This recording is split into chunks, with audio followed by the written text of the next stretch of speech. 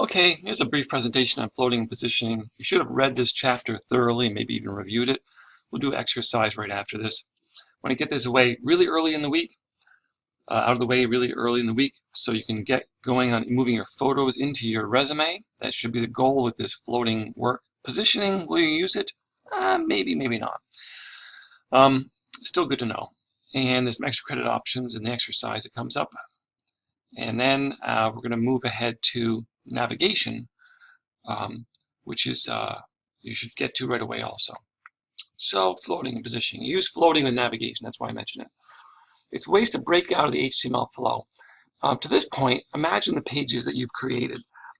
There's heading, paragraph, heading, lists, paragraph, heading, lists, so on. It all flows in a single long block, right? And if you put a photo in there, as you've done a little bit here and there, it just kind of breaks up, shoves copy out of the way, is not inserted in the copy, and it just is another item in that overall flow of the content. Everything appearing in the order where it was meant to appear. Well, these floating positioning sort of breaks out of the HTML flow. Floating kind of doesn't. You're definitely going to float photos. It's a way to move elements to the far left or right and allow text in the containing element to flow around it.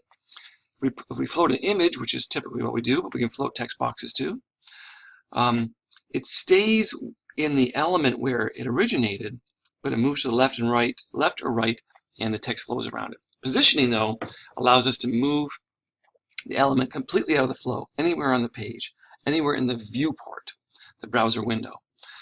It's to an established grid location, essentially say, from the containing block, and that's a key term to learn, the container of that item, from the containing block, which could be the entire browser window, and usually is, unless you do something different. Move that thing down 3 and over 5. Probably bigger numbers than that because they're pixels.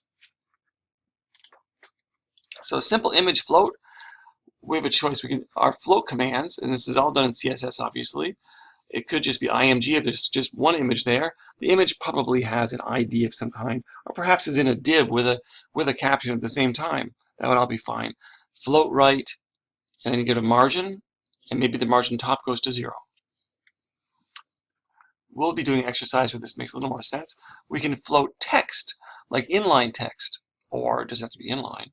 It could be floating a paragraph or a number of paragraphs. And to do that, that's one way we create columns.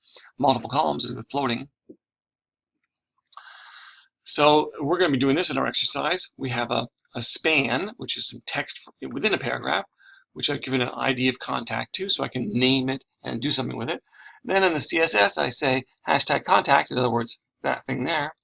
Give it a width. When we float text, it always has to have a width. Images come with a width already. They have a width established just by their nature. But text must be given a width to be floated or to be centered for that matter. Float left, background color, padding, margin, and the margin left to go to 0. You'll see why that is important.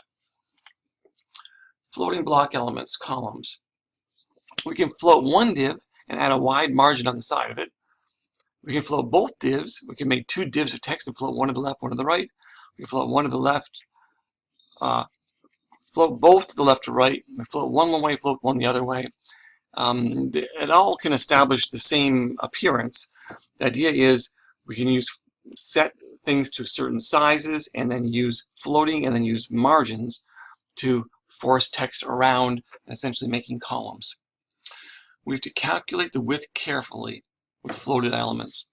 If you have multiple things floated in an area and they have set widths, there has to be room for them to float beside each other, or else one is going to drop, a float drop. That means there isn't room for things to float one next to the next, and if something doesn't float any longer, it drops down to the next line or chunk. And clears are to say when we want to go back to the regular flow of HTML. We want to clear the element that begins the normal flow again.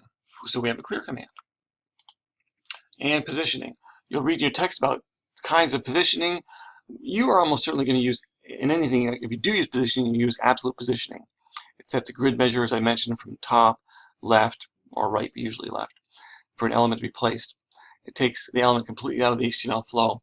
Imagine like a sticker-like icon that's going to go in the top corner of an area of the website. It's going to say new or sale or something else. It may be temporary, or maybe it's not.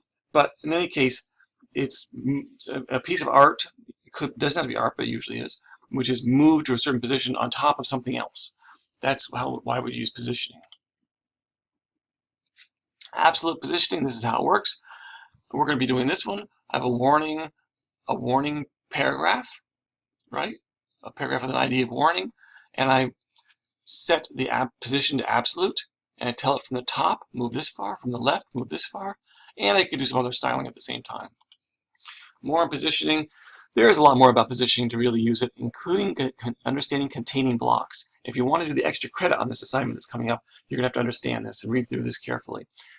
And also, you may have to change the HTML a little bit to make it work, to move things to the right place where they can be in a containing block.